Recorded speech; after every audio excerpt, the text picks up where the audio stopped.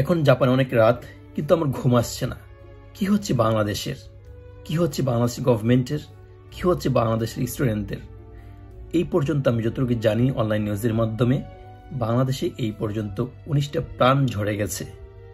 তার মধ্য থেকে আমি যতটুকু জানি 11 জন স্টুডেন্ট। কি ছিল এই 11 জন স্টুডেন্টের দোষ? কি ছিল? আপনারা 11 জন স্টুডেন্টকে মেরে ফেললেন।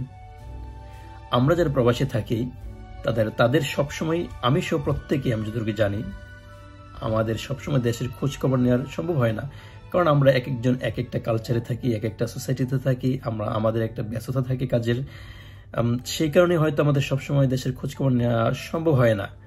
তারপরে যতটুকু আমরা জানি ফেসবুকে, ইউটিউব অ্যান্ড অনলাইন মিডিয়ার মাধ্যমে, হ্যাঁ, যতটুকু আমরা জানি নেওয়ার চেষ্টা করি।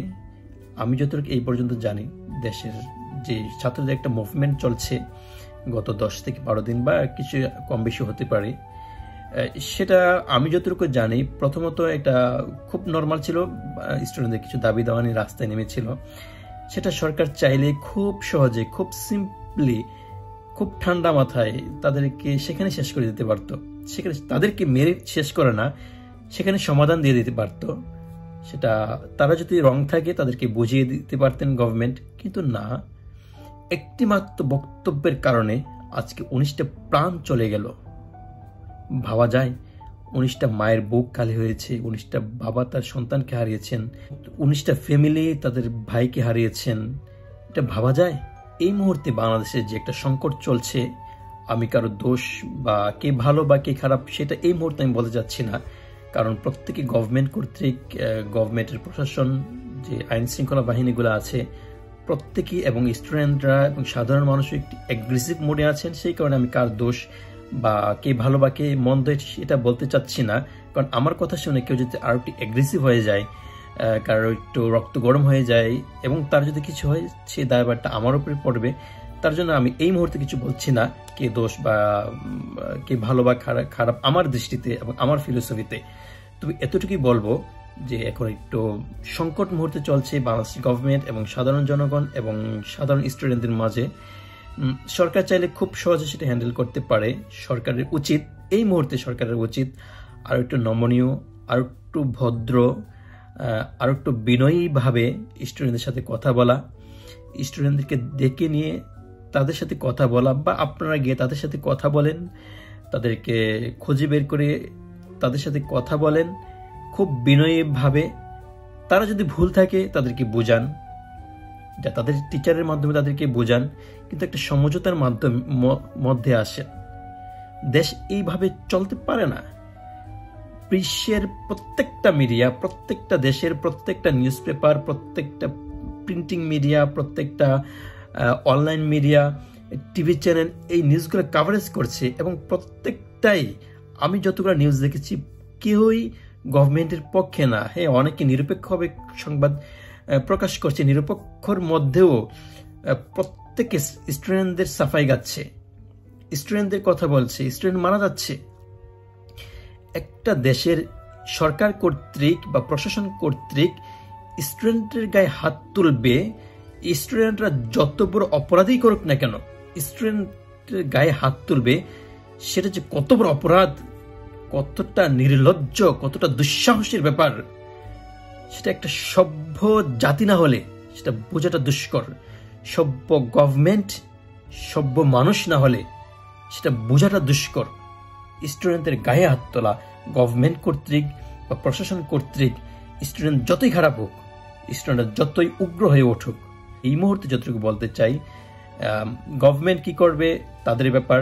তবে সাধারণ মানুষ, সাধারণ স্টুডেন্ট যারা আছেন, আপনারা আন্দোলন করছেন, ভালো আন্দোলন করছেন, তবে আমার অনুরোধ একটু নিরাপদ দূরত্ব বজায় রেখে, আইন শৃঙ্খলা বাহিনীর কাছ থেকে একটু নিরাপদ দূরত্ব বজায় রেখে আন্দোলন করুন, যাতে আপনার কোনো ক্ষতি না হয়। অ্যাটলিস্ট আপনার যদি কোনো ক্ষতি হয়, শুধু হয়তো আপনার গত 19 জন গত হয়েছেন, হয়তো আপনিও গত হয়ে যেতে পারেন, হয়তো আপনি চলে গেলেন, কিন্তু রয়ে যাবে আপনার বাবা, আপনার মা, আপনার ভাই বোন, আপনার আত্মীয়স্বজন। তারা কিন্তু আপনার ব্যথায় অনেকভাবে ব্যথিত হবেন। হয়তো আপনার ব্যথায় আপনার বাবা মায়ের বেকুল হয়ে যেতে পারেন, বা তারা যতদিন বেঁচে থাকে আপনার সুখেই তারা আরো, আমি বলতে পারছি না কিভাবে বলবো সেটা। এই মুহূর্তে আমার অনুরোধ, যারা আন্দোলন করছেন, স্টুডেন্ট যারা আছেন, আপনারা দেশের ভবিষ্যৎ, আপনাদের মধ্যে থেকে অনেকে প্রধানমন্ত্রী হবেন, প্রেসিডেন্ট হবেন, বড় বড় ব্যবসায়ী হবেন, দেশকে লিড দিবেন।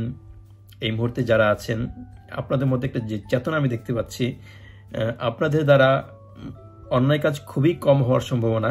আমি আবারও অনুরোধ করব, যারা সাধারণ মানুষ আছেন, সাধারণ স্টুডেন্ট আছেন, একটু নিরাপদ দূরত্ব বজায় রেখে আপনারা আন্দোলন করুন।